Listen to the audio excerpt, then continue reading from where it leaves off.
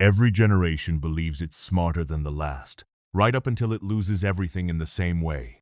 This is the quiet truth of financial history. We don't invent new mistakes, we just update the software. If you're watching this video, you probably want to learn the real truths about money, investment, and economics. That's exactly what we do on this channel. Like and subscribe because you won't find this kind of clarity anywhere else. Now, back to the story. Every bubble, from tulips to tech stocks, starts with the same sentence. This time, it's different. It never is. The real difference is the story people tell themselves before it pops. In the 1600s, tulips weren't just flowers. They were status symbols, collectibles before the blockchain. In 1637, a single bulb sold for 10 times a craftsman's annual salary. People traded futures contracts on petals, and when the music stopped, merchants, nobles, and farmers all went bankrupt over something they could have grown in their backyard. Then came the South Sea Company in 1720, the official sponsor of greed. The British government itself backed a corporation that promised infinite wealth through trade with South America. It never traded anything. Everyone invested anyway. Politicians, aristocrats, even Isaac Newton, the man who could calculate planetary motion but couldn't predict human emotion. He lost most of his fortune in the crash and famously said, "I can calculate the movement of the stars, but not the madness of men." And the madness wasn't confined to Britain. That same year, France had its own delusion, the Mississippi Bubble. A Scottish gambler named John Law convinced the French government to issue paper money and sell shares in a company that supposedly owned vast gold mines in Louisiana, a national fantasy built on colonial propaganda. The promise of endless wealth printed out of thin air. When confidence collapsed, both the company and the currency imploded. 2 countries, 1 year, same story. The moment speculation goes viral, borders stop mattering. Fast forward to the 1920s. The radio was the internet of its time. Stocks doubled, tripled, quadrupled. Banks loaned money to people who bought more stocks, which raised prices, which created collateral for more loans.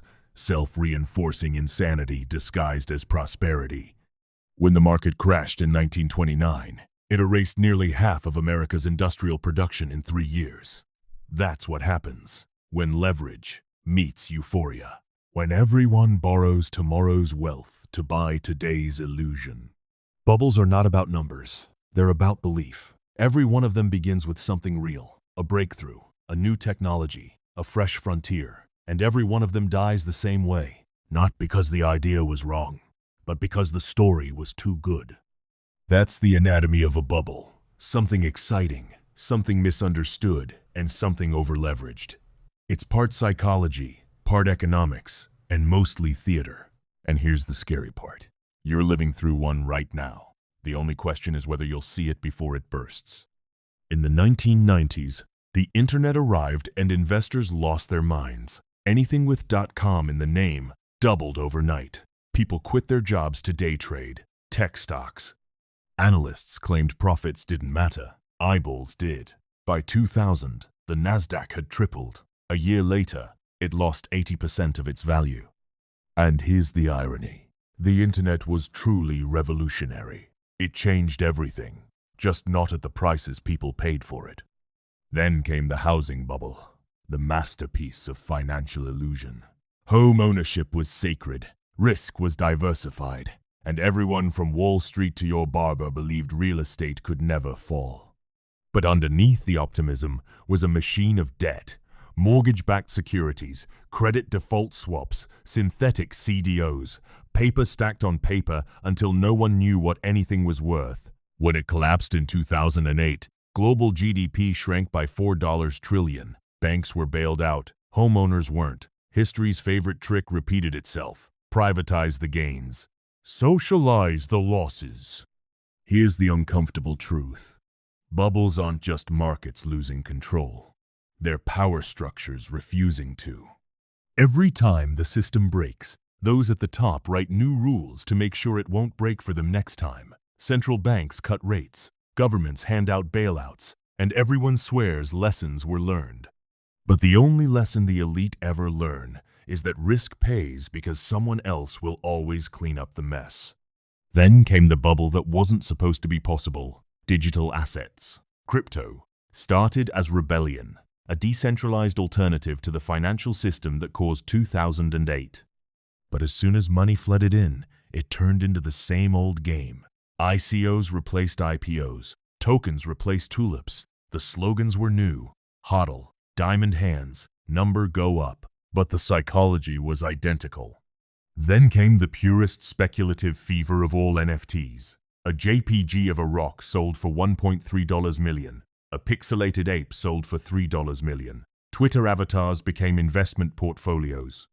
People weren't buying art. They were buying membership in a fantasy. Every bubble has its language. This was the dialect of digital faith. Then came the rug pulls. Projects that vanished overnight. Insiders cashing out, leaving holders with worthless tokens. Floor prices collapsed. Trading volume fell by 90%. The NFT boom turned out to be the South Sea bubble written in code. Today, bubbles don't need tulips or JPEGs. The system itself is the bubble. Zero interest rate policies pump cheap money into everything: stocks, housing, private equity, even art. The Federal Reserve printed nearly $9 trillion after 2008. That liquidity had to go somewhere. And it didn't go to you. It went to assets, driving up prices that made the rich richer and made everyone else think they were rich too.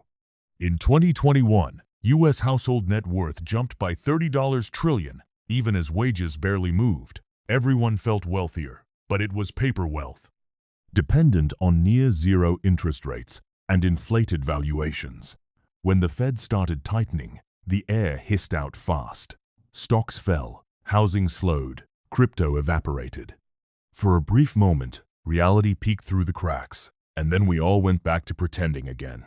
The bubble isn't just in markets, it's in expectations. We've built a global economy that needs permanent optimism to function.